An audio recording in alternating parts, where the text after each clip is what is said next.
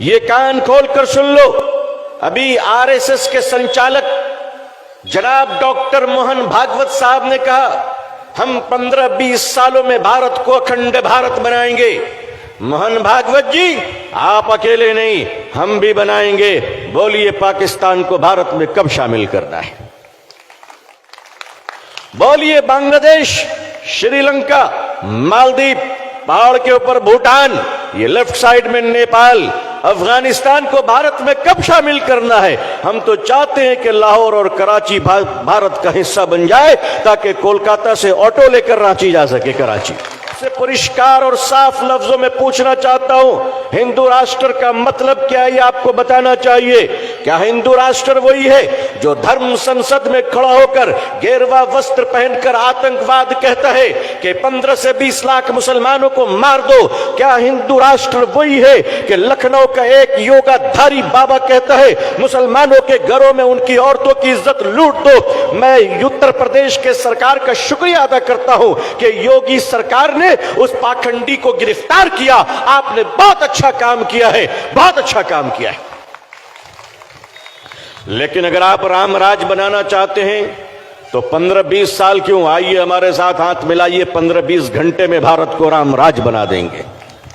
राम राज का मतलब क्या हुआ? जहां एक कुत्ता भी भूखा ना सोए, जहां किसी पर अत्याचार ना हो, जहां किसी पर जुल्म ना हो, जहां किसी की मॉब लिंचिंग ना हो। राम राज का मतलब क्या है? जहां मिलावट ना हो, जहां दवाओं के नाम पर नकली दवा ना दी जाए। राम राज क्या है? आप मुसलमानों को देखना चाहते हैं इस कोरोना वायरस में, इस कोरोना वायरस में जहां लाखों हिंदुओं के चिता को उसके बच्चे हाथ नहीं लगा रहे थे, मुसलमानों ने उसका क्रियाक्रम किया है।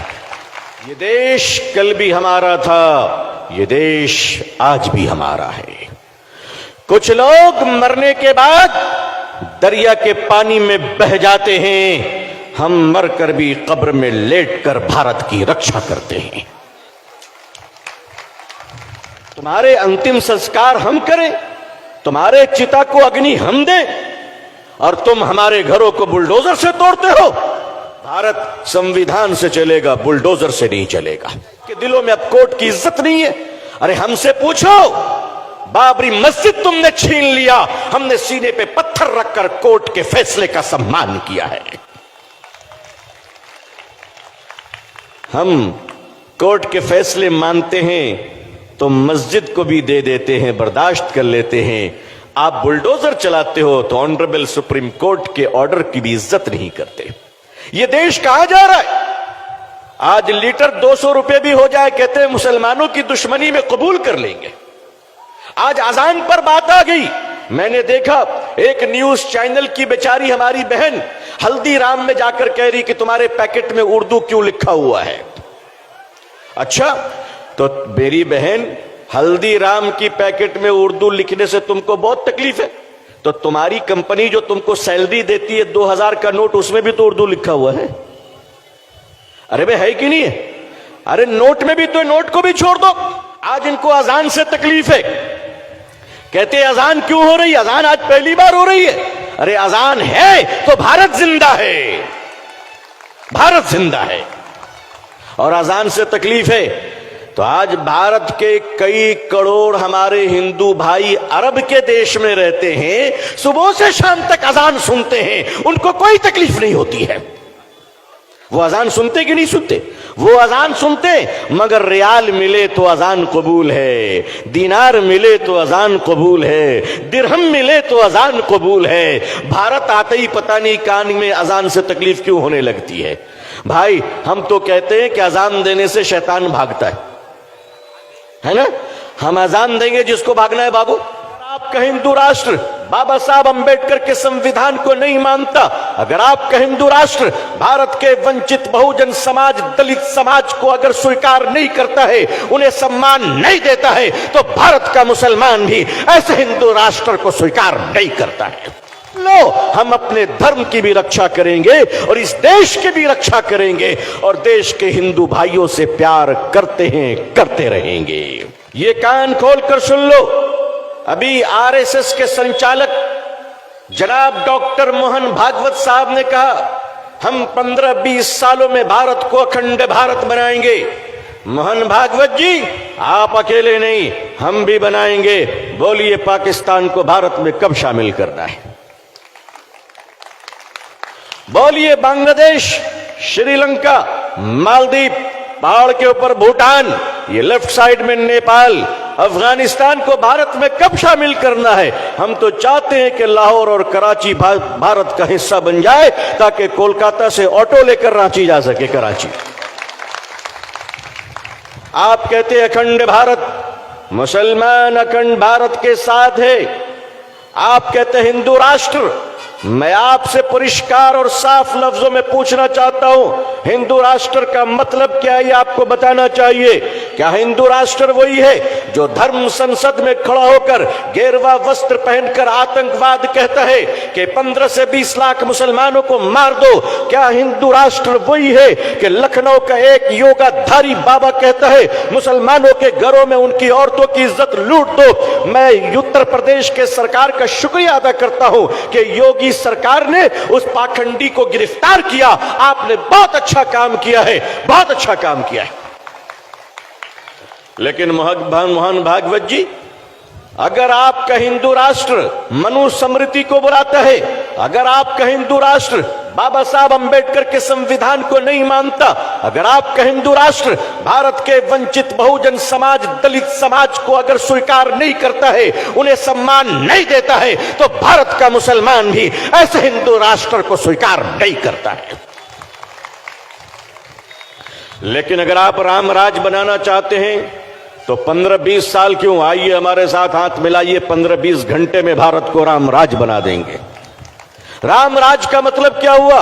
जहां एक कुत्ता भी भूखा ना सोए, जहां किसी पर अत्याचार ना हो, जहां किसी पर जुल्म ना हो, जहां किसी की मॉब लिंचिंग ना हो। राम राज का मतलब क्या है? जहां मिलावट ना हो, जहां दवाओं के नाम पर नकली दवा ना दी जाए। राम राज क्या है? आप मुसलमानों को देखना चाहते हैं इस कोरोना वायरस में, इस कोरोना वायरस में जहां लाखों हिंदुओं के चिता को उसके बच्चे हाथ नहीं लगा रहे थे, मुसलमानों ने उसका क्रियाक्रम किया है। तुम्हारा अंतिम संस्कार हम करें,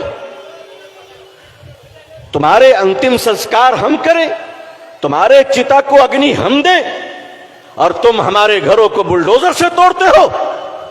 मध्य प्रदेश के गवर्नमेंट, ऑनरेबल चीफ मिनिस्टर साहब जनाब शिवराज सिंह चौहान साहब, जनाब शिवराज चौहान साहब, और आपके माननीय गृह मंत्री होम मिनिस्टर साहब, जरा ये तो बताइए कि आपने उनके घरों को भी तोड़ दिया जो आदमी बेचारा जेल में बंद है, और आप कहते हैं कि पथराव वो कर रहा था। तो या तो आप झूठ बोल रहे हैं या फिर जेल का जेलर झूठ बोल रहा है। क्या अत्याचार है? भारत संविधान से चलेगा, बुलडोजर से नहीं चलेगा। अभी कल रमजान का महीना, दिल्ली के अंदर जहांगीरपुरी में ऑनरेबल सुप्रीम कोर्ट ने कहा बुलडोजर नहीं चला जाएगा, फिर भी चलाया जा रहा है। मतलब इस देश में अब कोर्ट का सम्मान भारत सरकार भी नहीं कर रही है। आपके दिलों में अब कोर्ट की इज्जत नहीं है। अरे हमसे पूछो, बाबरी मस्जिद तुमने छीन लिया, हमने सीने पे पत्थर रखकर कोर्ट के फैसले का सम्मान किया है। हम कोर्ट के फैसले मानते हैं तो मस्जिद को भी दे देते हैं, बर्दाश्त कर लेते हैं।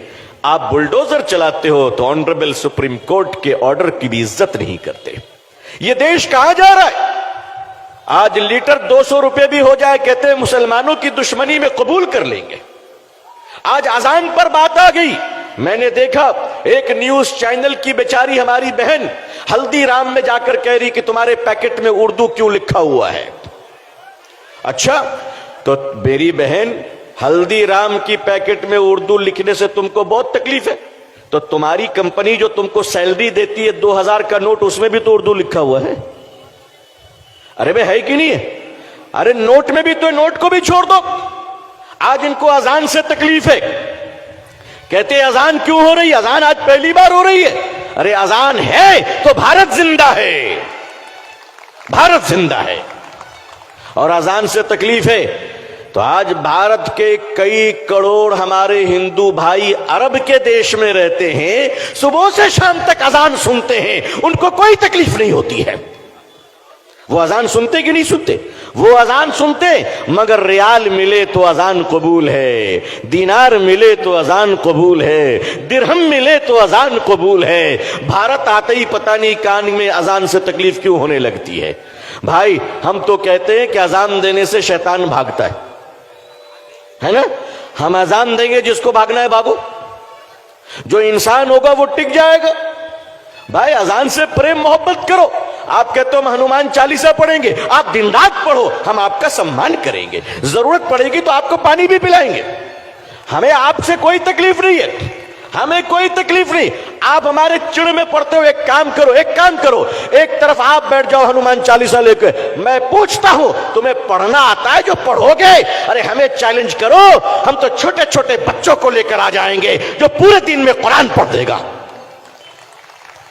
हमारे पास हाफिज कुरान है माशाअल्लाह। आपको पढ़ना आता है? अगर आपने पढ़ा होता तो इंसान बनते, भगवत गीता पढ़ा होता तो मानवता आती, अगर वेद पढ़ा होता तो मानवता आती। तुम धर्म ग्रंथ पढ़ते हो हमें डराने के लिए, तो सुन लो, हम अपने धर्म की भी रक्षा करेंगे और इस देश की भी रक्षा करेंगे और देश के हिंदू भाइयों से प्यार करते हैं, करते रहेंगे। अजीजान मिल्लत, बड़ा रूहानी मौका है। अल्लाह के दरबार में आप सब बैठे हैं। अल्लाह से दुआ कीजिए कि अल्लाह हमारे देश की रक्षा करे, भारत में अमन और शांति अता फरमाए। मुसलमान भाई हिंदू भाइयों को मिलकर प्यार से मोहब्बत के साथ गले मिलकर रहने की तौफीक दे। अल्लाह प्यार की बारिश बरसाए, बंगाल में अमन और शांति दे। अल्लाह पूरे देश में और पूरी दुनिया में अमन और शांति दे। मैं बेहद शुक्रगुजार हूं भाई जनाब सैयद रूहुल अमीन साहब दामत बरकातुहुम का कि उन्होंने मुझे मदऊ किया, इस लायक समझा। अल्लाह आपको जज़ाए खैर दे। अल्लाह पूरी दुनिया में हम सबको इस्लाम की इज्जत देखना नसीब फरमाए। अल्लाह अक़वाम आलम और अहले हिंदुस्तान के दिलों में इस्लाम के लिए और मुसलमानों के लिए जज्बे मोहब्बत व एहतराम पैदा फरमाए। अल्लाह इस भारत में अमन व शांति दे, पूरी दुनिया में अमन व शांति दे। भारत जिंदाबाद, बंगाल जिंदाबाद, इस्लाम जिंदाबाद, मुसलमान जिंदाबाद। जज़ाकुमुल्लाह। आखिर दावाना अल्हम्दुलिल्लाहि रब्बिल आलमीन। वस्सलामु अलैकुम व रहमतुल्लाहि व बरकातुहू।